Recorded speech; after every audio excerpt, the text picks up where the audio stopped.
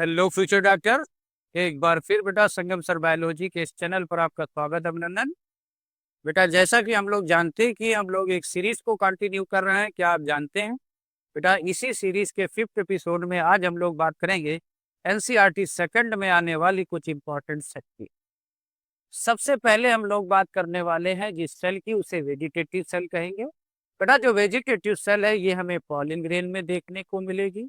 इसका साइज बेटा बिगर होता है और इरेगुलर शेप का न्यूक्लियस रखते हैं। बेटा वेजिटेटिव सेल का काम जनरेटिव सेल को नरिशमेंट प्रोवाइड करना। ऐसा पॉलिन ग्रेन जिसमें बेटा वेजिटेटिव जनरेटिव सेल मिलती, इसे 2 सेल स्टेज कहा जाता है। और बेटा अगर यही जनरेटिव सेल फर्दर डिवाइड होकर 2 मेल गेमिट बनाती है, ऐसी स्टेज को 3 सेल स्टेज कहेंगे।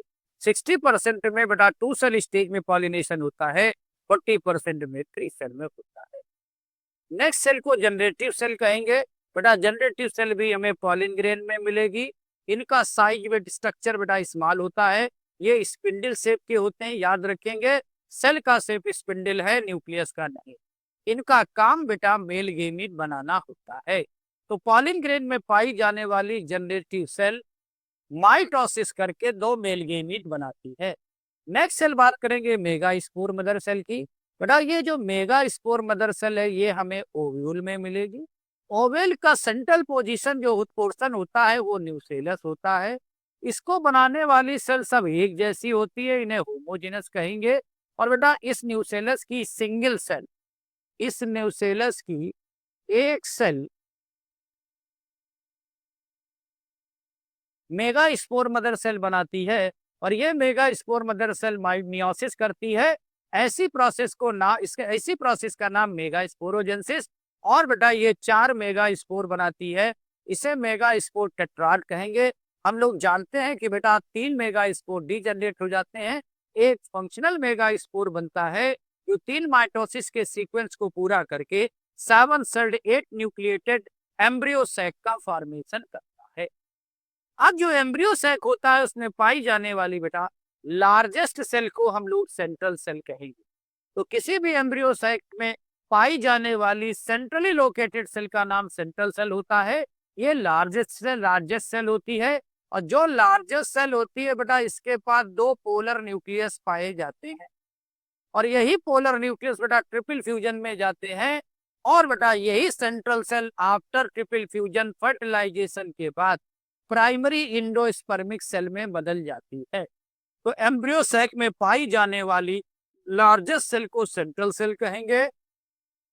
जो सेंट्रल सेल होती है उसके पास 2 पोलर न्यूक्लियस पाए जाते हैं। इस एम्ब्रियो सैक में पाई जाने वाली नेक्स्ट सेल एक्स सेल होती है। बेटा ये जो एक्स सेल है ये एम्ब्रियो सैक में देखने को मिलती। इसका नेचर होता है हैप्लॉइड और बेटा इसे हम लोग फीमेल गेमीट भी कहते हैं। अब बेटा ये जो एक्स सेल होती है ये सिनर्जिड सेल के साथ जुड़ी होती है।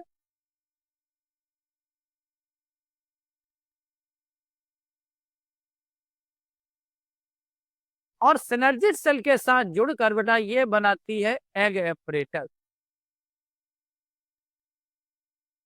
ये बनाती एग एपरेटस। और बेटा जो जो एक्स सेल होती है ये एम्ब्रियो सैक का जो एक्स सेल वाला रीजन होता है ये माइक्रोपाइलर इंड की ओर लोकेट करता है। नेक्स्ट सेल की बात करेंगे प्राइमरी इंडोस्पर्मिक सेल। बेटा जो प्राइमरी इंडोस्पर्मिक सेल है ये हमें सीड में देखने को मिलेगी। क्योंकि ये ट्रिपल फ्यूजन से बनती है इसलिए इसका नेचर ट्रिप्लॉइड होता है। और बेटा यही सेल आगे चलकर इंडोस्पर्म बनाती है।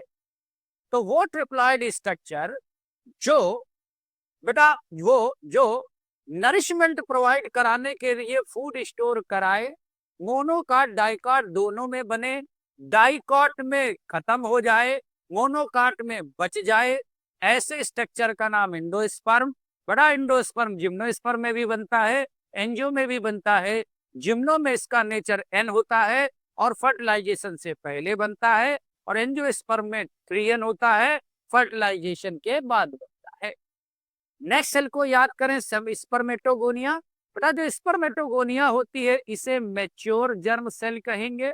और बेटा यही साइट ऑफ माइक्रोस्पोरो, यही साइट ऑफ स्पर्मेटोजेनेसिस होगी। और ये लोकेट करती है सेमनीफेरस ट्यूबुल की लाइनिंग में। और ये बेटा स्पर्मेटोजेनेसिस के थ्रू बनाती है स्पर्म को। तो स्पर्म बनाने वाली मदर सेल का नाम बेटा स्पर्मेटोगोनिया, इसे आप मेल जर्म सेल भी कहेंगे। नेक्स्ट सेल का नाम हुगोनिया है बेटा, इसे फीमेल गेमीट मदर सेल कहेंगे, इसे फीमेल जर्म सेल भी कहेंगे बेटा। ये लोकेट करती है ओवरी में, ये साइट ऑफ oogenesis होती है।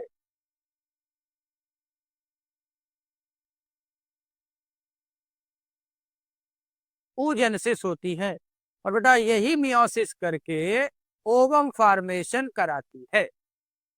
नेक्स्ट सेल की बात करें, इसे ग्रेनुलोसा सेल कहेंगे बेटा। ग्रेनुलोसा सेल वो सेल होती हैं जो प्राइमरी फॉलिकल में पाई जाएंगी। ये बेटा प्राइमरी oocyte को कवर करने वाली सेल है और ये प्राइमरी oocyte और सेकेंडरी साइट की ग्रोथ, सेकेंडरी oocyte को प्रोटेक्ट करती हैं, सपोर्ट करती हैं। अब बेटा ये जो ग्रेनुलोसल सेल्स होती हैं ये सीक्रेट करती हैं हार्मोन को।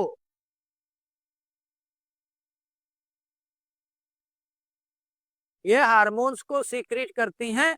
अगर आपको याद हो तो फीमेल में पाए जाने वाले हार्मोन प्रोजेस्टेरॉन है, ईस्ट्रोजन है और इनिबिन होता है, ये सब यही सीक्रेट करते हैं। नेक्स्ट सेल सर्टोली सेल होती हैं बेटा, ये सेमनीफेरस ट्यूबुल्स की लाइनिंग में पाई जाती हैं।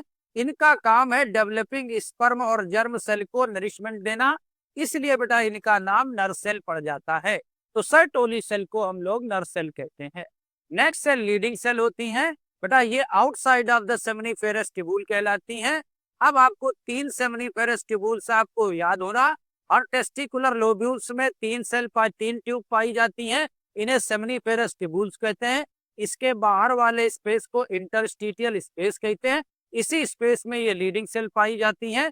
इनका दूसरा नाम इंटरस्टिशियल सेल होता है और बेटा ये इंडोक्राइन नेचर रखती हैं। मेल एंड्रोजन को सीक्रेट करती हैं जिसे टेस्टोस्टेरोन कहते हैं, जो स्पर्मेटोजेनेसिस के लिए रिस्पॉन्सिबल होता है। नेक्स्ट सेल का नाम इम्यूनो कॉम्पिटेंट सेल होगा बेटा, ये आउटसाइड द सेमनीफेरस ट्यूबुल्स पाई जाएंगी और ऐसे स्पेस को इंटरसेलुलर स्पेस कहा गया था, इंटरस्टिशियल स्पेस कहा गया था। यही पाई जाती है, इनका नेचर लिम्फोसाइट की है और बेटा इनका काम फैगोसाइटिक होता है, आए हुए जर्म्स में बैक्टीरिया को, फॉरेन पार्टिकल्स को पकड़ पकड़ खा जाना।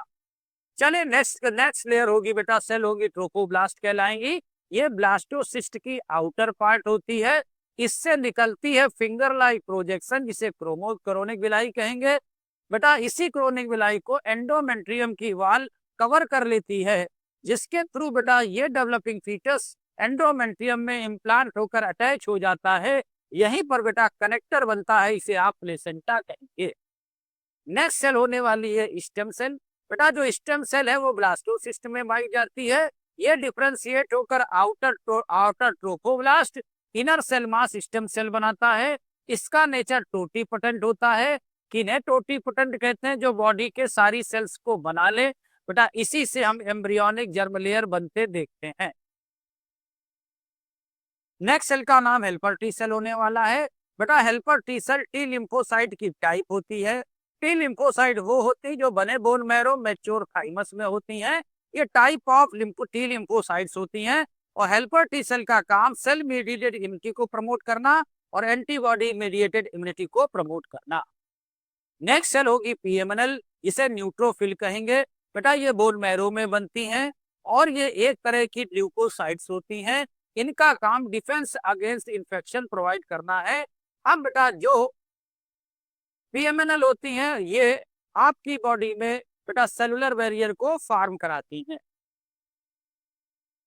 नेक्स्ट सेल होने वाली है बी लिम्फोसाइट बेटा। वो लिम्फोसाइट जो बने बोन मैरो में, मैच्योर भी बोन मैरो में होती है।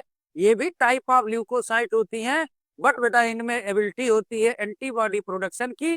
तो बी लिम्फोसाइट एंटीबॉडी बनाती हैं, टी लिम्फोसाइट नहीं बनाती। एंटीबॉडी बनाने के लिए जो बी लिम्फोसाइट की सेल होती है इसे आप प्लाज्मा सेल कहते हैं।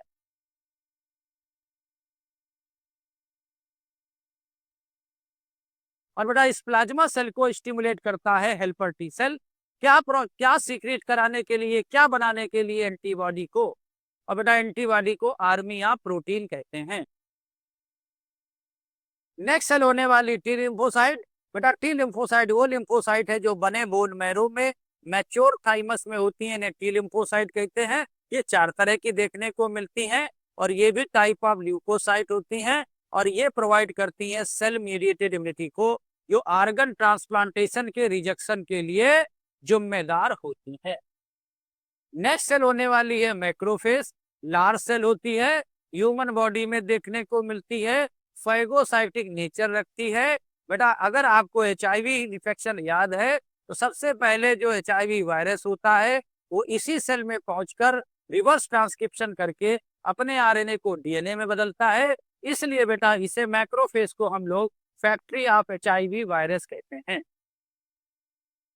तो ये था बेटा एनसीईआरटी सेकंड में आने वाली कुछ इंपॉर्टेंट सेल की।